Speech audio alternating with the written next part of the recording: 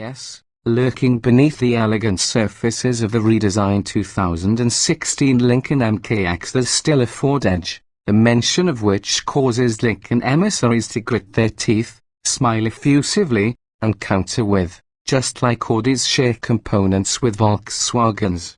We've heard Lincoln's pitch before, with the MKZ sedan, and then again with the MKC compact crossover, and have yet to be entirely convinced that VW Group levels of product differentiation have been made between Lincoln and Ford products.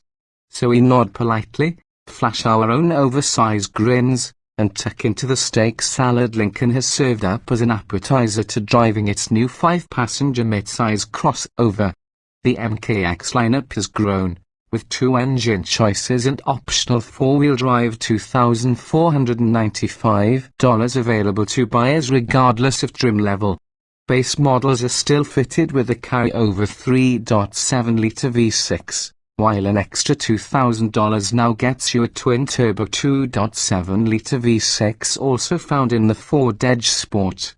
In the MKX, the EcoBoost 2.7 is tuned to 335 horsepower and 380 lb-ft of torque, 32 horsepower and 102 lb-ft more than the base engine. The MKX comes in 4 flavors: Premier, Select, Reserve, and Black Label. Pricing starts at $39,025 for a front-drive 3.7-litre Premier and can run well past $60,000 for well-optioned Reserve or Black Label models. Lots of kit, one glaring omission: the list of available equipment is lengthy. A panoramic sunroof extends over both rows of seating, but only the seats up front can massage their occupants, their backs as well as thighs and gluteus maximus. Upgrading the wheels and tires past the stock 18 inches means jumping to 20 or 21-inch sizes, while a towing package $645 allows the MKX to pull up to 3,500 pounds. As they do on most luxury cars today, sensors and cameras proliferate, allowing the MKX to adjust its cruise control speed automatically, park itself in both parallel and perpendicular spots, steer itself back into the lane if you start to drift over the yellow line, and provide a 360-degree view around the vehicle when you're backing up. What's not on the order sheet, however, is more significant: Ford's updated version of its infotainment system, which now is called Sync 3. The MKX, like the Edge, must make do for now with the older Sync technology and its fiddly My Lincoln Touch interface. Lincoln ditched touch capacitive controls for physical buttons with the introduction of the MKC, an arrangement that is thankfully reproduced here. But without the new infotainment hardware, which comes to the MKC for 2016, the MKX will not support Apple's CarPlay or Android Auto features. Considering the importance of these features among many car shoppers, this seems like an unfortunate oversight, especially given how extensively Lincoln has otherwise outfitted the MKX. MKXing it up on the pavement, on the road, the new MKX feels more substantively different from its Ford analog than did the first model, which arrived for 2007 and was refreshed for 2011. Certainly the latest version's swoopy lines and beefy rear haunches distinguish it from the Edge more.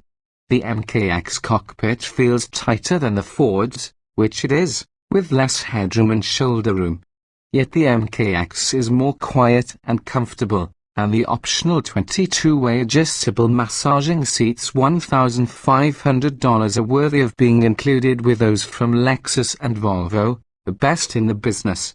The turbo 2.7-litre is nearly silent while cruising, and even at full throttle it barely raises its voice as it propels the MKX with authority. It would be an ideal environment for enjoying the expensive Revel Ultima audio system, part of a $4,400 luxury package, if its 19 speakers didn't distort the tonal balance of the music in favor of a punchy sound that rattles the door panels. The suspension swallows bumps in a single compression and maintains good body control even against a stated curb weight of more than 4,000 pounds. The electrically assisted steering, like that of most Ford products, is linear and precise, with appropriately isolated feedback.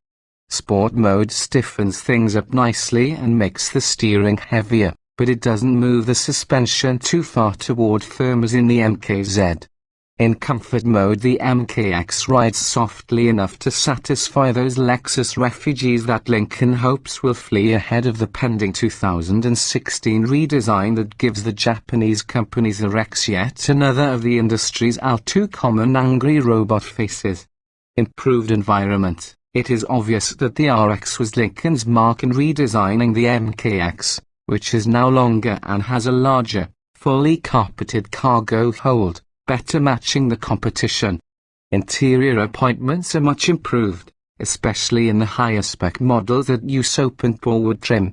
Where the Lincoln continues to fall short is in the plasticky center dash stack and console, which is too similar to those in other, less expensive Lincoln models.